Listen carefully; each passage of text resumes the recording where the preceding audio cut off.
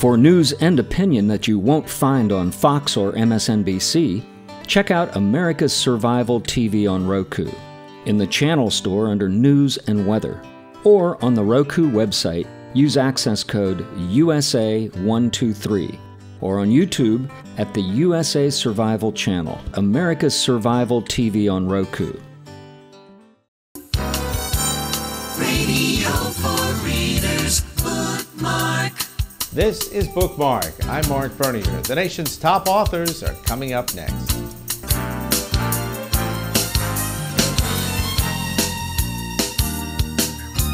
Bookmark.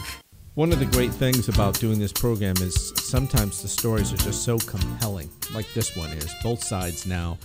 The story of Nancy Sharp and her family and what happened on a day in which you have two babies coming into this world, twins. You also find that your husband's illness had come back. Right. It was impossible odds, but just, why not win the lottery?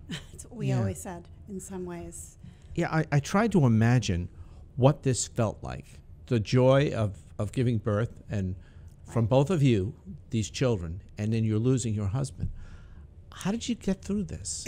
Well, in different stages, I would have to say, because quite frankly, my husband had been sick for a long time, and we had lots of highs and lows, which often happens in the slippery world of cancer. And he, during one of his longest periods of wellness, which in our hopeful, yearning minds, we made him cured. No one said the words, of course, but we so wanted our future. We so wanted him to be cured that we just made him cured. Yeah. So we decided that the best way to affirm life was to create life. So we did conceive with the help of in vitro, because obviously after a cancer diagnosis, you have to resort to certain things, but that was fine. And I got pregnant with twins, and as you said, Brett was feeling so well, and all signs of cancer were gone. And unfortunately, as can happen with multiples, I delivered early. So that part was not so joyful, because I was only 30 weeks pregnant when my water broke. But still, we were incredibly hopeful, and, here at last were our babies. And then the unbelievable thing happens. Brett's neuro-oncologist at the time from Columbia Presbyterian Hospital called and said that the routine MRI he'd taken the prior week had come back abnormal. And so now the cancer was in his spine, and there were new tumors in his head. So at that precise moment, I fell apart. But I think it's fair to say that enduring it took a long time, because, I had no choice really but to go forward. Brett lasted 2.5 years. 2.5 years. How many years were you married? We were married 11, so he was sick almost the majority of our marriage. He was, from the time of his diagnosis until his eventual death, it was almost 7 years. Curiosity from our listeners and readers and viewers are going to be, what kind of cancer took him? He had a brain tumor. He had something called a medulloblastoma, which is typically a brain tumor that affects children ages 5 and under. To this day, I don't know whether he had this tumor all those years and it just emerged later in life, or if it just came out later. And yet, you were able to marry again. I was able to marry again. So the crux of the story, and the part that people really love, because it offers people who have been through hardship and loss a lot of hope and inspiration, I suppose. I remade my life. I moved after my husband died in 2006 with my then 5-year-old twins, and just picked up and moved to Colorado. I had my closest friend is in Colorado, and I'd always wanted to live there. Brett and I had always wanted to live there. We had a house we always pined for, as a matter of fact. And, I just decided, if not now, when? So in that same spirit of bold living, shortly after I came to Colorado, I happened to be reading in the newspaper about a TV anchor who also happened to be widowed, who was the hot catch in a roundup, a feature story about Denver's best-looking singles. And obviously, upon reading he was widowed, it piqued my interest, and I went and got the magazine. And I thought he was really attractive, and we had a similar story. So what did I do? Now, I sent Steve him an lost- email and a photo. Yeah, Steve Yes. lost his wife. Steve lost his wife to pancreatic cancer. She had died a year before Brett did. And their boys at the time were 10 and 11. They're now 21 and 22. And here's what we discovered on our very first date, that Brett and Pam, Steve's first wife, actually shared an oncologist in New York City. We also discovered that quite probably we were all at the same Bruce Springsteen concert in Madison Square Garden. Wow. Now, the twins are 12? They're 12. Rebecca, my daughter, Casey, my son, they're doing very well. How did they take to Steve? Well, in stages, because loss is very layered, and you know, they had no memories. They have no memories of Brett. They were too young when he died. And so in many ways they were so excited to have a father figure in their lives again. Yet it's been complicated, because it is complicated. Blending families is complicated. Did he have children? He did. As I said, yes, he had 2 boys. Yeah. So they were teenagers when we met. And it was interesting because my son, Casey, felt, he had put on these big shoulders, and, without anyone ever suggesting he suddenly be the man of the house. At 3 years old, he felt this responsibility. And so when I met Steve and things started to get serious, he suddenly felt like his role was diminished in some way. He also felt, more so than Rebecca, this sense of loving Steve might make him disloyal to his real father.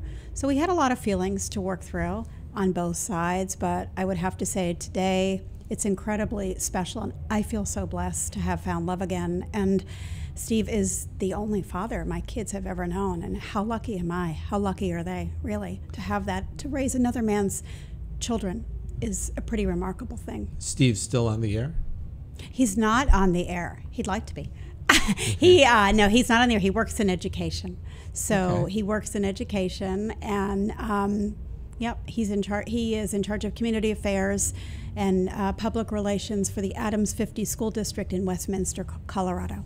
So you did you need to move from Denver to this area? No, we live in Denver today, and he commutes, and I write from home, and I write in coffee shops and at libraries and at the Lighthouse Writers Workshop, which is a marvelous literary guild in Denver. Nancy, what is it that you want readers to take away in this book? I want readers to be able to read my story and think, okay, but how can I reflect also upon loss in my life? Because loss is universal, hardship is universal. And at the same time, I want people to feel a sense of possibility, because no matter what life throws our way, I believe that we always have choices. I speak a lot about bold living, and it's bold living really that allowed me to move forward with my life. This is a bit invasive, but I'm going to ask it anyway, Okay. and if you can't answer it, it's okay. Number one, did you gravitate more to a faith when you went through this? Children coming, husband leaving, or did you lean on your faith for it, or did you have any faith? It's a great question, and it's actually, I don't even know how you would know this, but it's one of my favorite things to talk about, because faith for me has come through so many different modalities. I happen to be Jewish, but when I was going through all these years of prematurely grieving for my husband before he died, actually it was a minister friend named Eric Kobel, who is also very close friends with Roger Rosenblatt, I should say, and Gary Trudeau. And Eric is featured throughout my book because he was a big force for me. And, he really helped me to look to the mountains, as the psalm says. So I, at the same time, heard faith in Joni Mitchell's song, Both Sides Now, which of course became the title for my book. That song, to me, really became a meditation on faith and on being able to accept that sometimes we don't know life at all. And there was some sort of, what I heard in the song was that there was some sort of calm, higher being, that would not explain the inexplicable, but would somehow make it okay. So I see faith in the mountains. When I look to the mountains here in my out my window in Denver, all I have to do is look to the mountains, and I feel a sense of faith. So, but I actually just returned from Israel a few weeks ago, and I was there as part of a women's leadership mission. And it was a really extraordinary experience, and it came at a spiritually rich time for me because I had never been to Israel, and I don't think I even could have appreciated how magnificent the country is and how just special it was until I saw it for myself. What is it you hope for your children? I hope that my children will have a sense of confidence in their lives. I think that there is still a thread of vulnerability that they have, which has been shaped from their experience of losing their father so early in life. But I also want them to know that love exists everywhere. As my son said, the sky is everywhere. Love exists everywhere. And I want my children to ultimately have enough sense of themselves that they too will be able to live bold.